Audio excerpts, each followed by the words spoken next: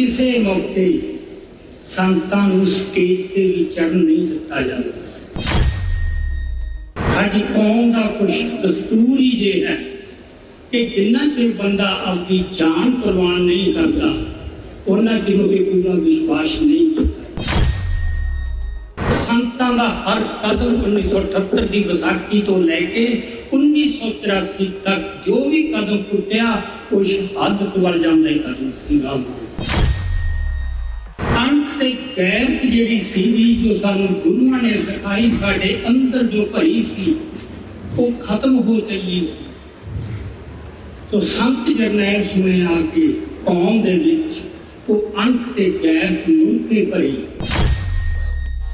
ਇਹ ਇੱਕ ਭਰਮ ਸਾਡੇ ਮਨਾਂ 'ਚ ਬਹਿ ਗਿਆ ਸੀ ਕਿ ਭਾਰਤ ਇੱਕ ਜਮਹੂਰੀ ਦੇਸ਼ ਹੈ ਤੇ ਭਾਰਤ ਦੇ ਹਾਕਮ ਸਾਥੋਂ ਪਰਾਏ ਨਹੀਂ ਸਾਡੇ ਆਪਦੇ। ਇਹ ਭਰਮ ਟੁੱਟਣਾ ਬਹੁਤ ਜ਼ਰੂਰੀ ਸੀ। ਜਦੋਂ ਵੀ ਕੌਮਾਂ ਨੇ ਆਪਣਾ ਘਰ ਬਣਾਉਣਾ ਹੋਵੇ ਆਪਣਾ ਕੁਝ ਵੀ ਹਾਸਲ ਕਰਨਾ ਹੋਵੇ ਤਾਂ ਪਹਿਲੀ ਲੋੜ ਇਹ ਹੁੰਦੀ ਹੈ ਕਿ ਅੰਦਰ ਲੜਨ ਦਾ ਜਜ਼ਬਾ ਹੈ ਕਿ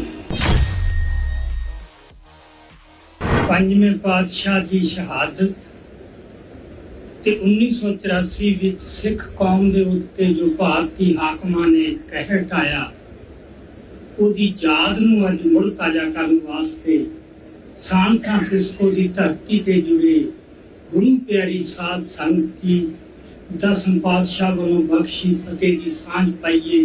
ਵਾਹਿਗੁਰੂ ਜੀ ਕਾ ਖਾਲਸਾ ਵਾਹਿਗੁਰੂ ਜੀ ਕੀ ਫਤਿਹ। ਅੱਜ ਕੋਈ ਬਹੁਤੀਆਂ ਲੰਮੀਆਂ ਚੌੜੀਆਂ ਵਿਚਾਰਾਂ ਕਰਨ ਦਾ ਸਾਡੇ ਕੋਲ ਸਮਾਂ ਨਹੀਂ। ਮੈਨੂੰ 20 ਮਿੰਟ ਬੋਲਣ ਦੇ ਹੁਕਮ ਹੋਇਆ ਤੇ ਮੈਂ ਕੋਸ਼ਿਸ਼ ਕਰੂੰ ਕਿ ਮੈਂ 20 ਮਿੰਟ ਤੋਂ ਜ਼ਿਆਦਾ ਇੱਕ ਵੀ ਮਿੰਟ ਨਾ ਲਵਾਂ। ਮੈਂ ਇੱਥੇ ਕੁਝ ਮੋਟੀਆਂ ਜਿਹੜੀਆਂ ਮੈਨੂੰ ਮਹੱਤਵਪੂਰਨ ਗੱਲਾਂ ਲੱਗਦੀਆਂ ਹਨ ਅੱਜ ਦੇ ਢੁਕਵੇਂ ਪ੍ਰਸੰਗ ਦੇ ਵਿੱਚ ਤੁਹਾਡੇ ਨਾਲ ਉਹੀ ਮੈਂ ਸਾਂਝੀਆਂ ਕਰਨੀਆਂ ਚਾਹੁੰਦਾ। ਅੱਜ ਇਹ ਦੇਖ ਕੇ ਮਨ ਬੜਾ ਖੁਸ਼ ਹੋ ਰਿਹਾ ਹੈ। ਇੱਥੇ ਵੀ ਇਕੱਲੇ ਇੱਥੇ ਨਹੀਂ ਪੰਜਾਬ ਦੇ ਵਿੱਚ ਵੀ ਜਾਂ ਜਿੱਥੇ ਵੀ ਸਿੱਖ ਬੈਠੇ ਕਿ ਸਾਰਿਆਂ ਦੇ ਮਨਾਂ 'ਚ ਸੰਤ ਬਾਬਾ ਜਰਨੈਲ ਸਿੰਘ ਜੀ ਖਾਲਸਾ ਪਿੰਡਾਂ ਵਾਲਿਆਂ ਪ੍ਰਤੀ ਜੋ ਪਿਆਰ ਸਤਿਕਾਰ ਪ੍ਰਗਟ ਹੋ ਰਿਹਾ ਹੈ ਇਹ ਬਹੁਤ ਵੱਡੀ ਗੱਲ ਹੈ। ਪਰ ਇੱਕ ਗੱਲ ਨਹੀਂ ਭੁੱਲਣੀ ਚਾਹੀਦੀ ਕਿ ਪਹਿਲੇ ਦਿਨ ਇਸ ਤਰ੍ਹਾਂ ਨਹੀਂ ਸੀ ਹੋ ਗਿਆ। ਸੰਤਾਂ ਦਾ ਜੋ 1978 ਤੋਂ ਲੈ ਕੇ 1984 ਤੱਕ 6 ਸਾਲ ਦਾ ਜੋ ਪੀਰੀਅਡ ਹੈ ਜੇ ਤੁਸੀਂ ਉਹਦੇ ਉੱਤੇ ਝਾਤੀ ਮਾਰੋ ਖਾਸ ਕਰਕੇ ਜਿਹੜੀ ਅੱਜ ਦੀ ਨਵੀਂ ਜਨਰੇਸ਼ਨ ਹੈ ਉਹਨਾਂ ਨੂੰ ਇਹ ਪਤਾ ਨਹੀਂ ਹੋਣਾ ਕਿ ਕਿਸੇ ਮੌਕੇ ਸੰਤਾਂ ਨੂੰ ਸਟੇਜ ਤੇ ਵੀ ਚੜ੍ਹਨ ਨਹੀਂ ਦਿੱਤਾ ਜਾਂਦਾ। ਉਹ ਦਿਨ ਵੀ ਸੀ 1978 ਚ ਮੈਂ ਆਪਣੀਆਂ ਅੱਖਾਂ ਨਾਲ ਦੇਖਿਆ। ਅਕਾਲੀ ਦਲ ਦੀ ਸਾਲਾਨਾ ਕਾਨਫਰੰਸ ਲੁਧਿਆਣੇ ਦੇ ਵਿੱਚ ਹੋਈ ਸੀ ਤੇ ਉੱਥੇ ਸੰਤ ਆਏ ਸੀ ਪਰ ਸੰਤਾਂ ਨੂੰ ਉਹ ਬੋਲਣ ਲਈ ਸਮਾਂ ਨਹੀਂ ਸੀ ਦਿਆ। ਸੋ ਹੇਠੋਂ ਸੰਗਤ ਨੇ ਰੌਲਾ ਪਾਇਆ ਤਾਂ ਉਹ ਸਮਾਂ ਮਿਲਿਆ। ਸੋ ਜਗ੍ਹਾ ਕੌਮ ਦੇ ਦਿਲਾਂ 'ਚ ਬਣਾਉਣੀ ਇਹਦੇ ਵਾਸਤੇ ਬੜਾ ਸੰਘਰਸ਼ ਕਰਨਾ ਪੈਂਦਾ। ਆਪਣੀ ਸੱਚਾਈ ਤੇ ਇਮਾਨਦਾਰੀ ਤੁਹਾਨੂੰ ਤਾਂ ਪਤਾ ਹੁੰਦਾ ਕਿ ਮੈਂ ਸੱਚਾ ਤੇ ਮੈਂ ਇਮਾਨਦਾਰ ਹਾਂ ਪਰ ਲੋਕਾਂ ਦੇ ਵਿੱਚ ਇਹਦੇ ਬਾਰੇ ਬਹੁਤ ਸਾਰੇ ਭਰਮ ਭੁਲੇਖੇ ਪਾਏ ਜਾਂਦੇ। ਸੋ ਇਹ ਜਤਾਉਣ ਵਾਸਤੇ ਜਾਂ ਸਾਬਤ ਕਰਨ ਵਾਸਤੇ ਕਿ ਮੈਂ ਸੱਚਾ ਅਨਫਾਰਚੂਨੇਟਲੀ ਸਾਨੂੰ ਸਿਰ ਦੇਣਾ ਪੈਂਦਾ। ਸਾਡੀ ਕੌਮ ਦਾ ਕੁਝ ਦਸਤੂਰ ਹੀ ਜੇ ਹੈ ਕਿ ਜਿੰਨਾ ਚਿਰ ਬੰਦਾ ਆਪਣੀ ਜਾਨ ਕੁਰਬਾਨ ਨਹੀਂ ਕਰਦਾ ਉਹਨਾਂ ਚਿਰ ਉਹਤੇ ਪੂਰਾ ਵਿਸ਼ਵਾਸ ਨਹੀਂ ਕੀਤਾ। ਸੋ ਆਪਣੀ ਅਸਲੀ ਪਛਾਣ ਕਰਾਉਣ ਵਾਸਤੇ ਇੱਥੇ ਸੀਸ ਦੇਣਾ ਪੈਂਦਾ। ਇਹ ਪਤਾ ਮੈਨੂੰ ਵੀ ਹੈ ਤੇ ਪਤਾ ਤੁਹਾਨੂੰ ਵੀ ਹੈ ਪਰ ਇਸ ਰਾਹ ਤੇ ਚੱਲ ਸਕਣਾ ਤੇ ਅਮਲ 'ਚ ਸਾਕਾਰ ਕਰ ਸਕਣਾ ਇਹ ਹਰ ਇੱਕ ਦੇ ਵੱਸ ਦੀ ਗੱਲ ਨਹੀਂ ਹੁੰਦੀ। ਸੋ ਸੰਤਾਂ ਦਾ ਜੋ ਫਰਕ ਸੀਗਾ ਮੈਂ ਇੱਥੇ ਸਿਰਫ ਇੰਨੀ ਗੱਲ ਹੈ ਕਿ ਅੱਜ ਸਾਡਾ ਜਿਹੜਾ ਸੰਘਰਸ਼ ਹੈ ਇਸ ਤੋਂ ਅੱਗੇ ਅਸੀਂ ਜੋ ਵੀ ਕਦਮ ਪੁੱਟਾਂਗੇ ਉਹ ਇਸ ਗੱਲ ਤੇ ਖੜਾ ਹੈ ਕਿ ਸਾਨੂੰ ਸੰਤ ਜਰਨੈਲ ਸਿੰਘ ਜੀ ਬਾਰੇ ਸਪਸ਼ਟਤਾ ਦੇਣੀ ਸਤਿਕਾਰ ਹੈ, ਇਹਦੇ ਬਾਰੇ ਕੋਈ ਦੋ ਰਾਵਾਂ ਨਹੀਂ।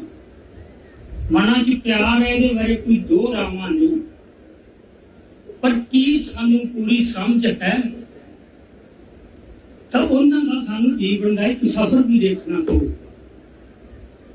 ਅਗਲੀ ਗੱਲ, ਇੱਥੇ ਜੋ ਮੈਂ ਜਜ਼ਬਾਤ ਦੇਖ ਰਿਹਾ ਉਹ ਦੇਖ ਕੇ ਬੜਾ ਮਨ ਖੁਸ਼ ਹੁੰਦਾ ਹੈ, ਕਿਉਂਕਿ ਜਦੋਂ ਵੀ ਕੌਮਾਂ ਨੇ ਆਪਣਾ ਘਰ ਬਣਾਉਣਾ ਹੋਵੇ, ਆਪਣਾ ਕੁਛ ਵੀ ਹਾਸਲ ਕਰਨਾ ਹੋਵੇ, ਤਾਂ ਪਹਿਲੀ ਲੋੜ ਇਹ ਹੁੰਦੀ ਹੈ ਕਿ ਅੰਦਰ ਲੜਨ ਦਾ ਜਜ਼ਬਾ ਹੈ ਕਿ ਨਹੀਂ। ਜੇ ਜਜ਼ਬਾ ਨਹੀਂ ਤਾਂ ਕੌਮ ਮੁਰਦਾ ਹੋ ਜਾਂਦੀ ਹੈ, ਤੇ ਮੁਰਦਾ ਕੌਮਾਂ ਕਦੇ ਨਾ ਆਪਦਾ ਘਰ ਬਣਾ ਸਕਦੀਆਂ, ਨਾ ਆਪਦੀ ਤਕਦੀਰ ਦੀਆਂ ਮਾਲਕ ਬਣ ਸਕਦੀਆਂ। ਸੋ ਉਹ ਜਜ਼ਬਾ ਜਿਹੜਾ ਪ੍ਰਗਟ ਹੋਣ ਦਾ ਅਮਲ ਕੀ ਹੁੰਦਾ ਹੈ, ਇਹ ਸਾਨੂੰ ਅੱਜ ਨਹੀਂ ਪਤਾ। ਇਹ ਜਜ਼ਬਾ ਮੁੱਢ ਤੋਂ ਇਸ ਤਰ੍ਹਾਂ ਨਹੀਂ ਸੀ, ਇਹ ਜਜ਼ਬਾ ਮਰ ਚੁੱਕਿਆ ਸੀ। ਅਪਮਾਨ ਸਹਿਣ ਦੇ ਆਦੀ ਹੋ ਚੁੱਕੇ ਸੀ ਇਹ ਸਿੱਖ ਆਗੂ ਵੀ, ਤੇ ਬਾਰ-ਬਾਰ ਅਪਮਾਨ ਸਹਿੰਦੇ ਸੀ। ਸੋ ਅਣਖ ਤੇ ਗੈਰਤ ਜਿਹੜੀ ਸੀ, ਜੋ ਸਾਨੂੰ ਗੁਰੂਆਂ ਨੇ ਸਿਖਾਈ, ਸਾਡੇ ਅੰਦਰ ਜੋ ਭਰੀ ਸੀ, ਉਹ ਖਤਮ ਹੋ ਚੱਲੀ ਸੀ। ਸੋ ਸੰਤ ਜਰਨੈਲ ਸਿੰਘ ਆ ਕੇ ਕੌਮ ਦੇ ਵਿੱਚ ਉਹ ਅਣਖ ਤੇ ਗੈਰਤ ਮੁੜ ਕੇ ਭਰੀ। ਸੋ ਉਹ ਸਾਰੇ ਅਮਲ ਨੂੰ ਸਮਝਣਾ ਬਹੁਤ ਜ਼ਰੂਰੀ ਹੈ। ਸੋ ਮੈਂ ਗੱਲ ਕੀਤੀ ਸੀ ਕਿ ਕੌਮਾਂ ਨੇ ਜਦੋਂ ਕੋਈ ਵੱਡੀ ਪ੍ਰਾਪਤੀ ਕਰਨੀ ਹੈ, ਜਜ਼ਬਾ ਪਹਿਲੀ ਲੋੜ ਹੈ, ਪਰ ਇਕੱਲੇ ਜਜ਼ਬੇ ਨਾਲ ਕਦੇ ਵੀ ਕੋਈ ਵੱਡੀ ਪ੍ਰਾਪਤੀ ਨਹੀਂ। ਮਨਾਂ ਦੇ ਵਿੱਚ ਹਮੇਸ਼ਾ ਕੁਛ ਧੁੰਦ, ਕੁਛ ਜਾਲੇ ਹੁੰਦੇ ਨੇ। ਜਿੰਨਾ ਚਿਰ ਉਹ ਜਾਲੇ ਨਹੀਂ ਲੈਂਦੇ, ਤੁਹਾਨੂੰ ਆਪਦਾ ਰਸਤਾ, ਆਪਦੀ ਦਿਸ਼ਾ ਪਤਾ ਨਹੀਂ ਲੱਗਦਾ ਕਿ ਅਸੀਂ ਕਿੱਧਰ ਨੂੰ ਜਾਣਾ ਤੇ ਕਿਵੇਂ ਜਾਣਾ, ਅਗਲਾ ਕਦਮ ਕਿਹੜਾ ਚੁੱਕਣਾ ਤੇ ਕਿਸ ਤਰ੍ਹਾਂ ਚੁੱਕਣਾ। ਸੰਤ ਜਰਨੈਲ ਸਿੰਘ ਨੇ ਸਾਰੀ ਕੌਮ ਨੂੰ ਇਹਦੇ ਵਾਸਤੇ ਟ੍ਰੇਨ ਕੀਤਾ। ਸੋ ਸਾਡੇ ਕੌਮ ਦੇ ਮਨਾਂ 'ਚ ਜੋ ਇੱਕ ਭਰਮ ਪੈਦਾ ਹੋ ਗਏ ਸੀਗੇ, ਜੋ ਧੁੰਦ ਪੈਦਾ ਹੋ ਗਈ ਸੀ, ਜੋ ਜਾਲੇ ਲੱਗ ਗਏ ਸੀਗੇ, ਉਹ ਜਾਲੇ ਲਾਹੇ। ਉਹ ਕਿਵੇਂ ਲਾਹੇ? ਅੱਜ ਕਈ ਸਾਨੂੰ ਗੱਲਾਂ ਬੜੀਆਂ ਦੇਖ ਕੇ ਇਹ ਲੱਗਦੀਆਂ ਕਿ ਇਹ ਤਾਂ ਬੜੀ ਆਮ ਜੀ ਗੱਲ ਹੈ, ਇਹਦੇ 'ਚ ਕੋਈ ਵੱਡੀ ਗੱਲ ਤਾਂ ਹੈ ਨਹੀਂ, ਪਰ ਗੱਲਾਂ ਵੱਡੀਆਂ ਸੀ। ਹੁਣ ਅਸੀਂ ਕਹਿ ਦਿੰਦੇ ਹਾਂ ਕਿ ਦਰਬਾਰ ਸਾਹਿਬ ਤੇ ਹਮਲਾ ਇਹ ਬੜੀ ਆਮ ਜੀ ਗੱਲ ਹੈ, ਪਹਿਲਾਂ ਵੀ ਹੁੰਦੇ ਆਏ ਤੇ ਹੁਣ ਵੀ ਹੋਏ। ਇਹ ਇੰਨੀ ਆਮ ਗੱਲ ਨਹੀਂ। ਇਹ ਠੀਕ ਹੈ ਕਿ ਹਮਲੇ ਪਹਿਲਾਂ ਨਹੀਂ ਸੀ, ਇਹ ਤੋਂ ਪਹਿਲਾਂ ਵੀ ਹਮਲੇ ਹੋਏ, ਪਰ ਤੁਸੀਂ ਇੱਕ ਗੱਲ ਦੇਖੋ, ਇਹ ਹਮਲਾ 219 ਸਾਲਾਂ ਦੇ ਵਕਤ ਦੇ ਬਾਅਦ ਹੋਇਆ। ਪਹਿਲੇ ਹਮਲੇ ਹੋਏ ਜਿਹਨੂੰ ਅਸੀਂ ਕਹਿ ਦਿੰਦੇ ਹਾਂ ਗੈਰਾਂ ਵੱਲੋਂ, ਹਮਲਾਵਰਾਂ ਨੇ ਆ ਕੇ ਕੀਤੇ, ਜੋ ਸਾਡੇ ਆਪਦੇ ਨਹੀਂ ਸੀ। ਇਸ ਕਰਕੇ ਉਹਨਾਂ ਬਾਰੇ ਸਾਡੇ ਮਨਾਂ ਦੇ ਵਿੱਚ ਕੋਈ ਵੀ ਭੁਲੇਖਾ ਨਹੀਂ ਸੀ ਕਿ ਇਹ ਕੌਣ, ਅਸੀਂ ਕੌਣ ਹੈ ਤੇ ਸਾਡਾ ਇਹਦੇ ਨਾਲ ਰਿਸ਼ਤਾ ਕੀ ਹੈ। ਸੋ ਕੌਮ ਇਹ ਸਮਝਣ ਲੱਗ ਗਈ ਸੀ ਕਿ ਉਹ ਤਾਂ ਗੈਰ ਸੀ, ਹੁਣ ਜਿਹੜੇ ਹਾਕਮ ਨੇ ਸਾਡੇ ਆਪਣੇ। ਸੋ ਹੁਣ ਸਾਡੇ ਨਾਲ ਇਹ ਜੀ ਕੋਈ ਗੱਲ ਨਹੀਂ ਹੋਊ। ਸੋ ਗੱਲ ਜਿੰਨਾ ਚਿਰ ਵਾਪਰਨੀ ਨਹੀਂ ਸੀ, ਮਨ ਦੇ ਵਿੱਚੋਂ ਇਹ ਭਰਮ ਨਹੀਂ ਟੁੱਟਣਾ ਸੀ। ਸੋ ਇਹ ਭਰਮ ਜਿੰਨਾ ਚਿਰ ਨਹੀਂ ਟੁੱਟਣੇ ਸੀ, ਉਹਨਾਂ ਚਿਰ ਕੌਮ ਨੂੰ, ਜਿਹਨੂੰ ਅਸੀਂ ਕਹਿੰਦੇ ਹਾਂ ਕਿ ਆਪਣੀ ਹੋਣੀ ਦਾ, ਆਪਣੀ ਤਕਦੀਰ ਦੇ ਆਪ ਮਾਲਕ ਬਣ, ਉਹਦੇ ਵਾਸਤੇ ਤਿਆਰ ਕੌਮ ਨੇ ਨਹੀਂ ਹੋਣਾ। ਸੋ ਪਹਿਲੇ ਹਮਲੇ ਹੋਏ ਜਿਹਨੂੰ ਅਸੀਂ ਆਪ ਹੀ ਉਹਨਾਂ ਨੂੰ ਗੈਰ ਕਹਿੰਦੇ ਸੀ, ਤੇ ਸੀ ਕਿਵੇਂ ਹੋ ਗਿਆ।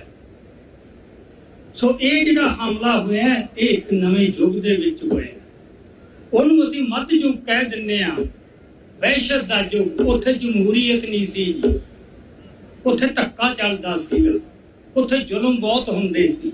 ਤੇ ਅੱਜ ਦੇ ਯੁੱਗ ਦੀ ਪਰਿਭਾਸ਼ਾ ਕੀ ਦਿੱਤੀ ਜਾਂਦੀ ਹੈ ਕਿ ਅੱਜ ਦਾ ਜਿਹੜਾ ਯੁੱਗ ਹੈ, ਜਮਹੂਰੀਅਤ ਦਾ ਤੇ ਅਮਨ ਦਾ ਯੁੱਗ ਹੈ। ਇਹ ਇੱਕ ਭਰਮ ਸਾਡੇ ਮਨਾਂ 'ਚ ਬਹਿ ਗਿਆ ਸੀ ਕਿ ਭਾਰਤ ਇੱਕ ਜਮਹੂਰੀ ਦੇਸ਼ ਹੈ ਤੇ ਭਾਰਤ ਦੇ ਹਾਕਮ ਸਾਥੋਂ ਪਰਾਏ ਨਹੀਂ, ਸਾਡੇ ਆਪਦੇ। ਇਹ ਭਰਮ ਟੁੱਟਣਾ ਬਹੁਤ ਜ਼ਰੂਰੀ ਸੀ। ਸੋ ਇਹ ਭਰਮ ਤੋੜਨ ਵਾਸਤੇ ਸੰਤਾਂ ਨੂੰ ਸ਼ਹਾਦਤ ਦੇਣੀ ਪੈਣੀ ਸੀ, ਤੇ ਸੰਤਾਂ ਨੂੰ ਪਤਾ ਸੀ। ਸੋ ਸੰਤਾਂ ਦਾ ਹਰ ਕਦਮ 1978 ਦੀ ਵਿਸਾਖੀ ਤੋਂ ਲੈ ਕੇ 1984 ਤੱਕ ਜੋ ਵੀ ਕਦਮ ਟੁੱਟਿਆ, ਉਹ ਸ਼ਹਾਦਤ ਵੱਲ ਜਾਂਦਾ ਹੀ ਕਦਮ ਸੀ। ਸੋ ਇੰਨੀ ਸਪਸ਼ਟਤਾ ਨਾਲ ਸੰਤ ਚੱਲੇ ਤੇ ਕੌਮ ਦੇ ਮਨਾਂ ਦੇ ਵਿੱਚੋਂ ਵੀ ਜਿਹੜੇ ਭਰਮ ਭੁਲੇਖੇ ਸੀ ਉਹ ਉਹਨਾਂ ਨੇ ਸਾਰੇ ਕੱਢੇ। ਦੂਜੀ ਗੱਲ, ਜਿਹੜੇ ਸਾਡੇ ਆਗੂ ਹੈ, ਇੱਕ ਮੌਕਾ ਸੀ ਜਦੋਂ ਸਾਡੇ ਲੋਕਾਂ ਨੂੰ ਆਪਦੇ ਆਗੂਆਂ 'ਚ ਬਹੁਤ ਵਿਸ਼ਵਾਸ ਸੀ। ਅਜੇ ਸੰਤਾਂ 'ਚ ਉਹਨਾਂ ਵਿਸ਼ਵਾਸ ਨਹੀਂ ਸੀ, ਕਿਉਂਕਿ ਸੰਤਾਂ ਬਾਰੇ ਬੜੇ ਭੁਲੇਖੇ ਤੇ ਭਰਮ ਫੈਲਾਏ ਗਏ ਸੀ ਕਿ ਕਾਂਗਰਸ ਨੇ ਖੜਾ ਕੀਤਾ ਹੈ ਤਾਂ ਕਾਂਗਰਸ ਦਾ ਏਜੰਟ ਹੈ। ਅੱਜ ਤੁਹਾਨੂੰ ਨਹੀਂ ਪਤਾ ਇਸ ਗੱਲਬਾਤ ਦਾ ਪ੍ਰਭਾਵ ਲੋਕਾਂ ਤੇ ਬਹੁਤ ਪੈ ਚੁੱਕਿਆ ਸੀ।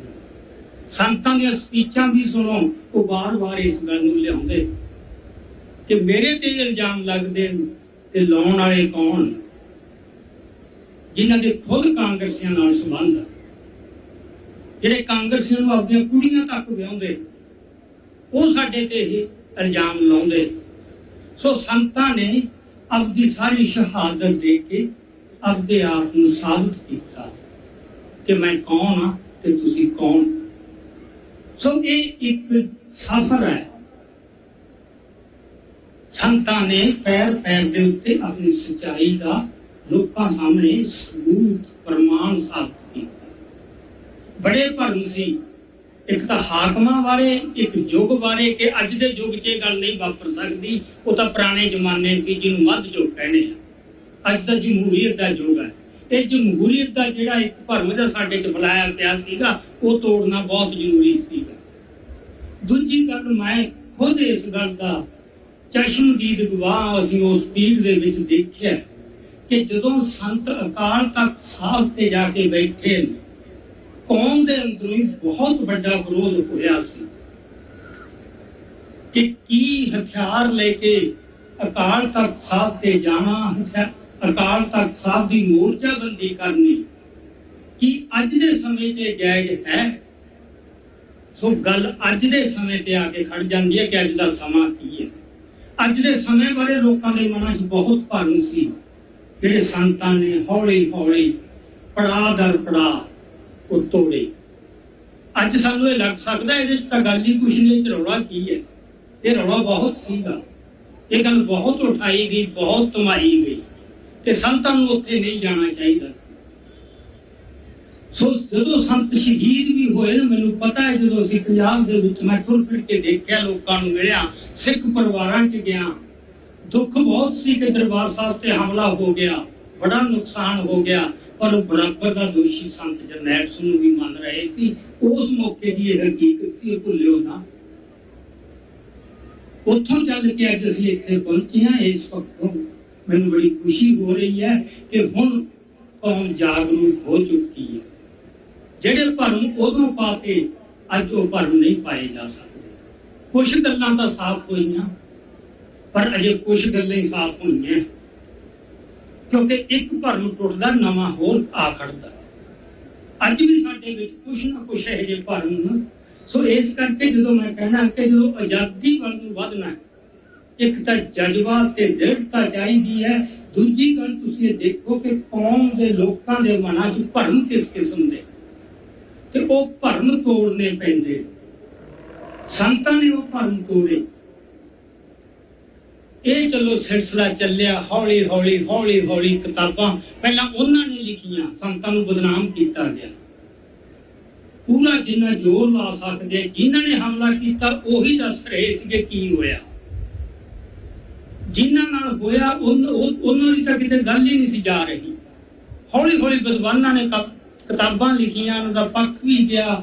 ਤੇ ਇੱਕ ਗੱਲ ਬੜੀ ਜਿਹੜੀ ਜਿਹਨੇ ਸਾਨੂੰ ਬਚਾਇਆ ਤੇ ਅੱਗੇ ਨੂੰ ਵੀ ਬਚਾਉਣਾ ਹੈ ਕਿ ਸਿੱਖ ਬਾਹਰ ਬਹੁਤ ਨਿਕਲ ਗਿਆ ਸੀਗਾ, ਆ ਚੁੱਕਿਆ ਸੀ ਖਾੜਕੂ ਸੰਘਰਸ਼ ਦੇ ਦੌਰਾਨ। ਸੋ ਜਦੋਂ ਤੁਸੀਂ ਉਸ ਹਕੂਮਤ ਦੇ ਦਾਅਵੇ ਤੋਂ ਤੇ ਗਲਬੇ ਤੋਂ ਮੁਕਤ ਹੁੰਦੇ ਹੋ ਤਾਂ ਤੁਹਾਨੂੰ ਗੱਲਾਂ ਵੱਧ ਸਪਸ਼ਟ ਤੇ ਸਹੀ ਦਿਸਣ ਲੱਗ ਜਾਂਦੀਆਂ। ਜਿਹੜਾ ਦਾਅਵਾ ਹੈ ਨਾ ਤੁਹਾਡੇ ਉੱਤੇ ਲਗਾਤਾਰ ਦਬਾਅ ਪਿਆ ਰਹਿਣਾ, ਉਹਦੇ 'ਚ ਅੱਜ ਤੁਹਾਨੂੰ ਇੱਥੇ ਬੈਠਿਆ ਨਹੀਂ ਇਹ ਗੱਲ ਸਮਝ ਆ ਸਕਦੀ।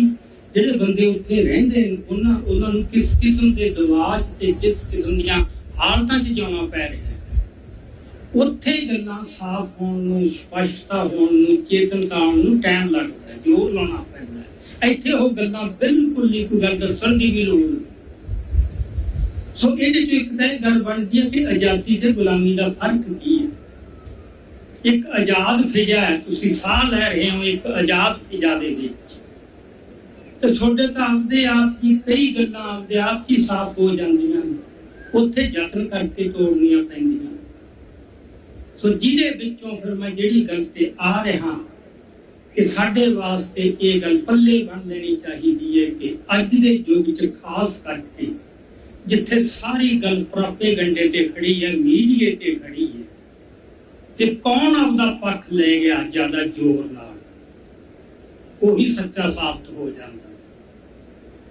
ਉਹਨਾਂ ਕੋਲੇ ਸਾਧਨ ਬਹੁਤ, ਉਹ ਆਪਣੀਆਂ ਗੱਲਾਂ ਬਾਰ-ਬਾਰ ਲਿਜਾਈ ਜਾ ਰਹੇ, ਤੇ ਸਾਨੂੰ ਵੀ ਆਪਦਾ ਜਿਹਨੂੰ ਅਸੀਂ ਨੈਰੇਟਿਵ ਕਹਿੰਦੇ ਆ ਜਾਂ ਬਿਰਤਾਂਤ ਕਹਿੰਦੇ ਆ, ਸਾਡਾ ਦੁਸ਼ਮਣ ਆਪਦਾ ਬਿਰਤਾਂਤ ਲਗਾਤਾਰ ਲਿਜਾਈ ਜਾ ਰਿਹਾ, ਪਰ ਸਾਡਾ ਬਿਰਤਾਂਤ, ਸਾਡਾ ਪੱਖ ਜਾਂਦਾ ਹੈ ਕਿ ਨਹੀਂ ਜਾਂਦਾ, ਇਹ ਇਸ ਤੱਕ ਨਹੀਂ ਜਾਊਗਾ ਅਸੀਂ ਸੱਚੇ ਹੁੰਦੇ ਵੀ ਹਾਰਦੇ ਰਹਾਂਗੇ। ਇਹ ਸੰਤਾਂ ਨੇ ਦਿਖਾਇਆ ਉਸ ਮੌਕੇ, ਹਾਲਾਂਕਿ ਪ੍ਰਾਪੇਗੰਡੇ ਦੇ ਸਾਧਨ ਬੜੇ ਸੀਮਿਤ ਸੀ, ਸੰਤ ਤਾਂ ਸਪੀਚਾਂ ਹੀ ਦਿੰਦੇ ਸੀ ਨਾ ਰੋਜ਼, ਚਲੋ ਉਹਦੀਆਂ ਕੁਝ ਕੈਸਟਾਂ ਬਣ ਕੇ ਥੋੜੇ ਲੋਕਾਂ ਤੱਕ ਜਾਂਦੀਆਂ ਸੀ, ਕੁਝ ਬਾਹਰਲੇ ਰੇਡੀਓ ਉਹਨਾਂ ਗੱਲਾਂ ਨੂੰ ਰਿਪੋਰਟ ਕਰ ਦਿੰਦੇ ਸੀ, ਕੁਝ ਬਾਹਰਲੇ ਅਖਬਾਰ ਕਰ ਦਿੰਦੇ ਸੀ, ਉਸ ਸਮੇਂ 'ਚ ਬੜੀਆਂ ਸੀਮਤ ਆਈਆਂ ਸੀ। ਸੋ ਆਪਦੇ ਬਿਰਤਾਂਤ ਦੀ ਮਹੱਤਤਾ ਕੀ ਹੈ, ਇਹ ਆ ਕੇ ਕਿਸਾਨ ਅੰਦੋਲਨ ਨੇ ਫੇਰ ਸਾਨੂੰ ਦਿਖਾਇਆ। ਤੁਹਾਨੂੰ ਸਾਰਿਆਂ ਨੂੰ ਪਤਾ ਹੈ ਕਿ ਜਦੋਂ ਕਿਸਾਨ ਅੰਦੋਲਨ ਦਿੱਲੀ ਜਦੋਂ ਜਾ ਕੇ ਸੈਂਟਰ ਬਣਿਆ ਤਾਂ ਉੱਥੇ 32 ਜਥੇਬੰਦੀਆਂ, ਕਿਸਾਨ ਜਥੇਬੰਦੀਆਂ, ਜਿਨ੍ਹਾਂ ਵਿੱਚੋਂ 95% ਘੱਟੋ ਘੱਟ ਕਾਮਰੇਡਾਂ ਦੀਆਂ ਜਥੇਬੰਦੀਆਂ, ਉਹਨਾਂ ਦਾ ਗਲਬਾ ਸੀ ਸਾਰੇ ਸੰਘਰਸ਼ ਦੇ ਉੱਤੇ। ਸਟੇਜ ਤੋਂ ਬੋਲਿਆ ਕੀ ਜਾਂਦਾ, ਮੀਡੀਆ ਦੇ ਵਿੱਚ ਕਿਹੜੀ ਗੱਲ ਆਉਂਦੀ ਹੈ, ਕਿਹਦੀ ਗੱਲ ਨੂੰ ਧਿਆਨ ਨਾਲ ਸੁਣਿਆ ਜਾਂਦਾ ਹੈ, ਉਹ ਉਹਨਾਂ ਕਿਸਾਨ ਆਗੂਆਂ ਦੇ ਬਿਆਨ ਹੁੰਦੇ ਸੀ। ਸਾਡੀ ਗੱਲ ਕਿਤੇ ਜਾਂਦੀ ਨਹੀਂ ਸੀ, ਤੇ ਲੋਕਾਂ ਨੂੰ ਇਹ ਭਰਮ ਪੈਦਾ ਹੋ ਗਿਆ ਸੀ ਕਿ ਜੋ ਕੁਝ ਵੀ ਕੀਤਾ ਹੈ ਕਿਸਾਨ ਜਥੇਬੰਦੀਆਂ ਨੇ ਕੀਤਾ, ਤੇ ਉਹਨਾਂ ਕਿਸਾਨ ਜਥੇਬੰਦੀਆਂ ਦਾ ਬਹੁਤ ਵੱਡਾ ਪ੍ਰਭਾਵ ਬਣ ਰਿਹਾ। ਸੋ ਉਸ ਮੌਕੇ ਦੇ ਉੱਤੇ ਵਾਹਿਗੁਰੂ ਕੋਈ ਨਾ ਕੋਈ ਇਹੋ ਜਿਹੀ ਵਿਧ ਬਣਾਉਂਦਾ ਹੈ, ਤੇ ਦੀਪ ਸਿੱਧੂ ਬੰਬਈ ਤੋਂ ਚੱਲ ਕੇ ਪਤਾ ਨਹੀਂ ਕਿਸ ਤਰ੍ਹਾਂ ਪੰਜਾਬ ਦੇ ਵਿੱਚ ਆਇਆ, ਆ ਕੇ ਐਕਟਿਵ ਹੋਇਆ, ਉਹਨੇ ਆਪਦਾ ਬਿਰਤਾਂਤ ਸਿਰਜਣ ਦਾ ਇੱਕ ਅਮਲ ਸ਼ੁਰੂ ਕਰਤਾ। ਇਕੱਲੇ ਇੱਕ ਪਾਸੇ 32 ਕਿਸਾਨ ਜਥੇਬੰਦੀਆਂ, ਇੱਕ ਪਾਸੇ ਉਹ ਇਕੱਲਾ ਹੈ।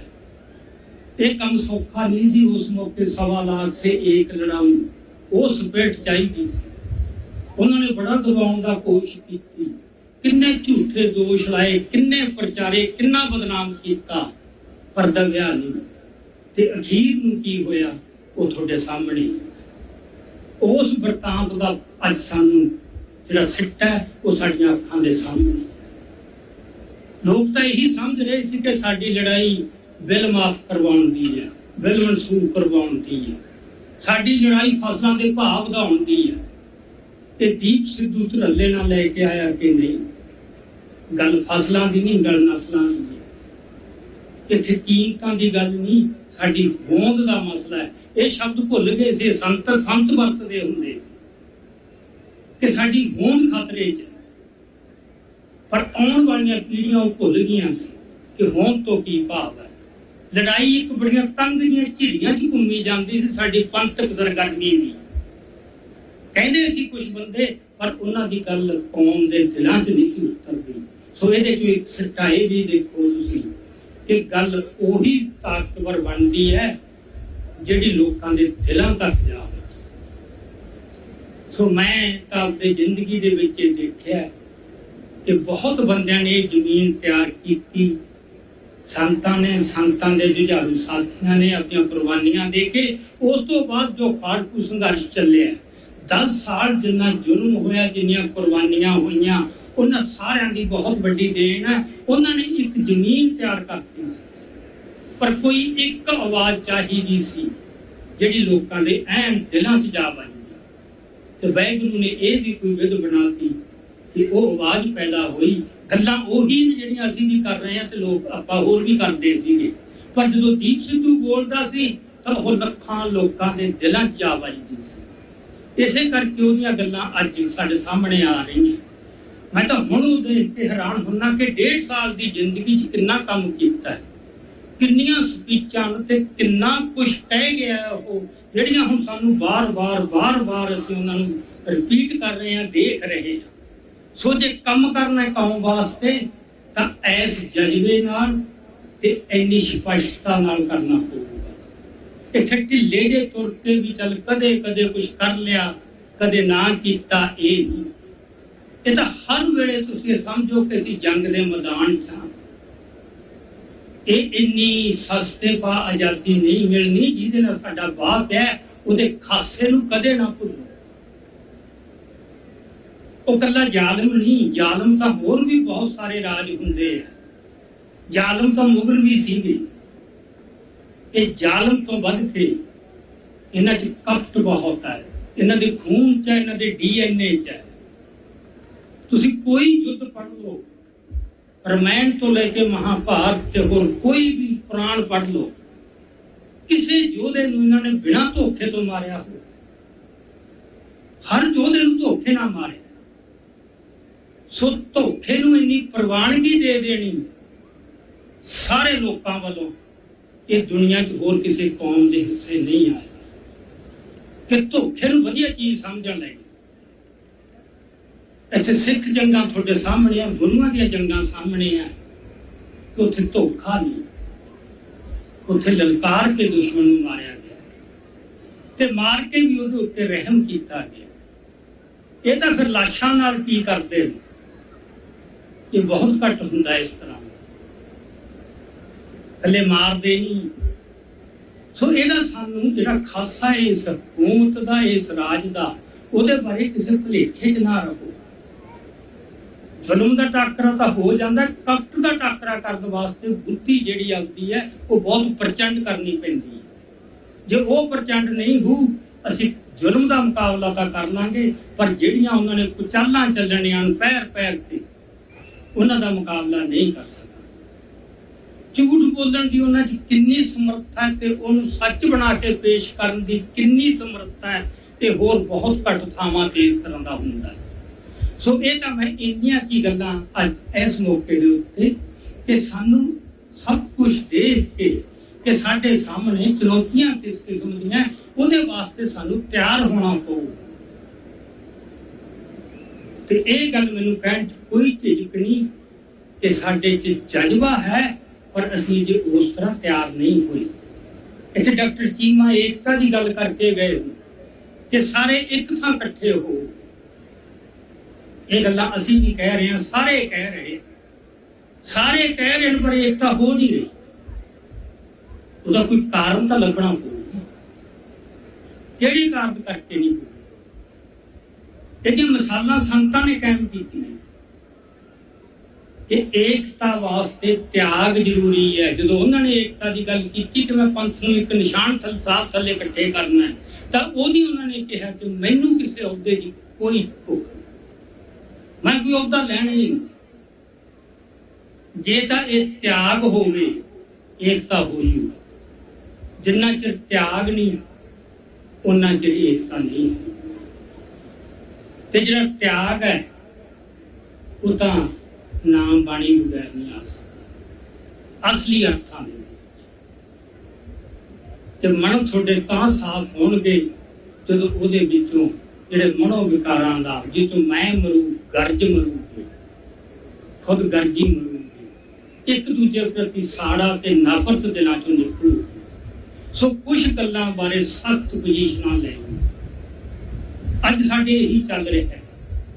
ਜ਼ਿਆਦਾ ਕੰਮ ਕੀ ਹੋ ਰਿਹਾ ਹੈ, ਇੱਕ ਦੂਜੇ ਦੀ ਨਿੰਦਿਆ ਹੋ ਰਹੀ ਹੈ। ਤੁਸੀਂ ਇਹ ਅਸੂਲ ਬਣਾ ਲਓ ਕਿ ਜਦੋਂ ਕੋਈ ਬੰਦਾ ਕਿਸੇ ਦੀ ਨਿੰਦਿਆ ਕਰਦਾ, ਉਹਨੂੰ ਉੱਥੇ ਹੀ ਰੋਕਿਆ ਜਾਵੇ, ਸਨੱਬ ਕੀਤਾ ਜਾਵੇ।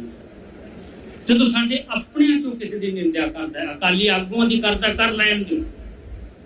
ਜਦੋਂ ਅਸੀਂ ਇੱਕੋ ਹੀ ਰਾਹ ਤੇ ਤੁਰ ਰਹੇ ਬੰਦੇ, ਅਸੀਂ ਆਪਸ ਵਿੱਚ ਇੱਕ ਦੂਜੇ ਦੀ ਨਿੰਦਿਆ ਕਰਦੇ ਹਾਂ, ਉਹਨੂੰ ਸਨੱਬ ਕਰੋ, ਉਹਨੂੰ ਰੋਕੋ, ਉਹਨੂੰ ਕਹੋ ਵੀ ਉਹ ਜੋ ਤੈਨੂੰ ਨਹੀਂ ਠੀਕ ਲੱਗਦਾ ਉਹਨੂੰ ਕਰਨ ਦਿਓ ਤੇ ਤੂੰ ਉਦੋਂ ਠੀਕ ਕਰ ਲਾ।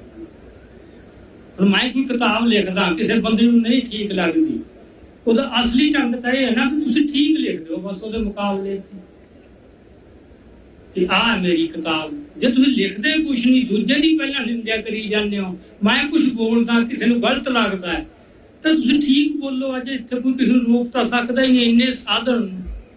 सो कुछ गल्लां च तुहानूं स्पष्ट ते सख्त स्टैंड लेने पैणगे ते जिन्ना चिर ये hungaरा उन्होंने मिलता रहूगा। जे ये बिरती हुंदी है, बिरती भाई गुरदास जी ने कहा कि गल बिरती दी हुंदी है।